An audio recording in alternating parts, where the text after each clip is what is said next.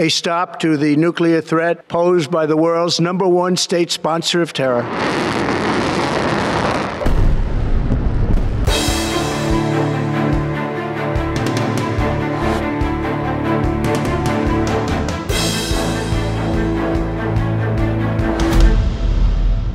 এবার Iran Israel সংঘাতে সরাসরি জড়িয়ে পড়ল যুক্তরাষ্ট্র। মার্কিন প্রেসিডেন্ট ডোনাল্ড ট্রাম্প জানিয়েছেন ইরানের 3টি প্রধান পরমাণু স্থাপনায় সফলভাবে বিমান হামলা চালিয়েছে যুক্তরাষ্ট্র।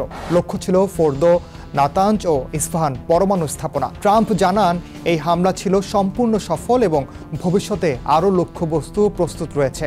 ইরানও হামলার বিষয়টি স্বীকার করেছে, তবে দাবি করেছে ফোর্দো অনেক আগেই খালি করা হয়েছে এবং তেমন কোনো ক্ষয়ক্ষতি হয়নি।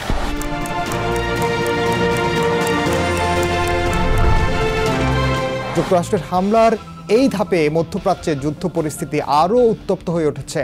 পরিস্থিতি যেদিকে যাচ্ছে তাতে একটি পূর্ণাঙ্গ আঞ্চলিক যুদ্ধের আশঙ্কা ক্রমশই বাড়ছে। তাহলে কি ইরানের পারমাণবিক হৃৎপিণ্ডে হামলা করে বেকায়দায় ট্রাম্প? বড় সংঘাত এখন অবধারিত, তাই জানাবো এবারের দৃশ্যপটে। সঙ্গে আছি আমি ওমর ইনান।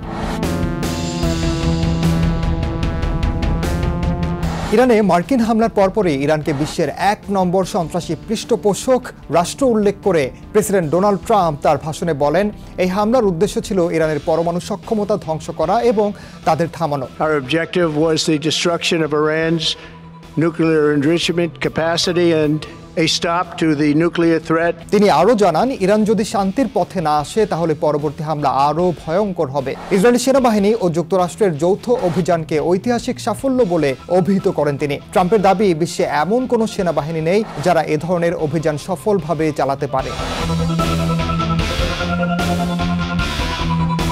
ইসরায়েলি প্রধানমন্ত্রী বিনয়ামিন নেতানিয়াহু প্রেসিডেন্ট ট্রাম্পের এই পদক্ষেপকে সাহসী সিদ্ধান্ত আখ্যা দিয়ে বলেছেন, এটি ছিল যুক্তরাষ্ট্র ও ইসরায়েলের সম্পূর্ণ সমন্বিত অভিযান। বলেন, এই হামলার মাধ্যমে ইরানের পারমাণবিক কর্মসূচিকে চূড়ান্তভাবে ভেঙে ফেলা হয়েছে।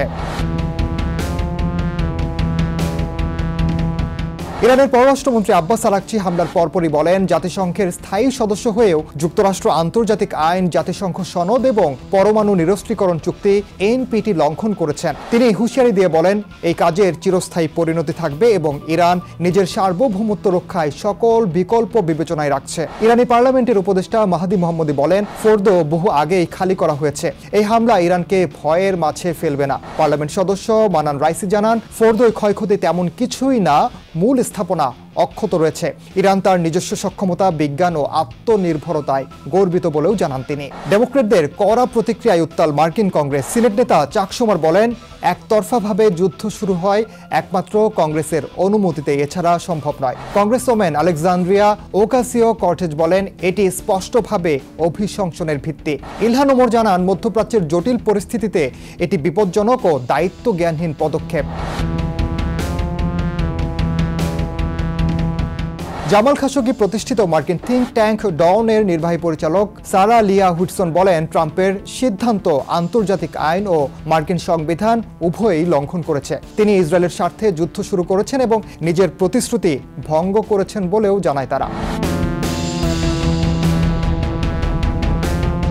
বিশ্লেষক শাহরাম আকবরজাদে বলেন, ইরানের মিত্র ও প্রতিনিধিরা হয়তো কেন্দ্রীয় নির্দেশনার অপেক্ষা না করেই এখন সরাসরি যুক্তরাষ্ট্রের স্বার্থে আঘাত হানতে পারে। লেবাননের হিজবুল্লাহ, ইরাকের পিএমইউ, ইয়েমেনের হাউথি, সিরিয়ার আসাদপন্থী গোষ্ঠীগুলো সক্রিয় রয়েছে। এই প্রতিরোধ বলয় এখন তেহরানের নেতৃত্বে যুক্তরাষ্ট্র ও ইসরায়েলকে মোকাবিলায় তৈরি করা। হাউথিরা হুমকি দিয়েছে। ইয়েমেনের হাউথি গোষ্ঠীর রাজনৈতিক ব্যুরোর সদস্য হেজাম আল আসাদ বলেন, এই আগ্রাসনের দায় যুক্তরাষ্ট্রকে নিতেই হবে। ইরানকে সমর্থন জানানো চীন জানিয়েছে, যুক্তরাষ্ট্রের হামলা ছিল উস্কানিমূলক ও আঞ্চলিক স্থিতিশীলতার জন্য হুমকি। বেজিং বলছে, সব পক্ষকে সংযম দেখাতে হবে। সমস্যা সমাধানে কূটনৈতিক পথই একমাত্র টেকসই উপায়। জাতিসংঘ মহাসচিব আন্তোনিও গুতেরেস এই ঘটনায় গভীর উদ্বেগ প্রকাশ করে নিরাপত্তা পরিষদের জরুরি বৈঠকে ডাক দিয়েছেন। তিনি বলেন, যে কোনো সংঘাত আরও রক্তপাত ডেকে আনবে। সংলাপের মাধ্যমে শান্তি পুনঃপ্রতিষ্ঠা করা হোক।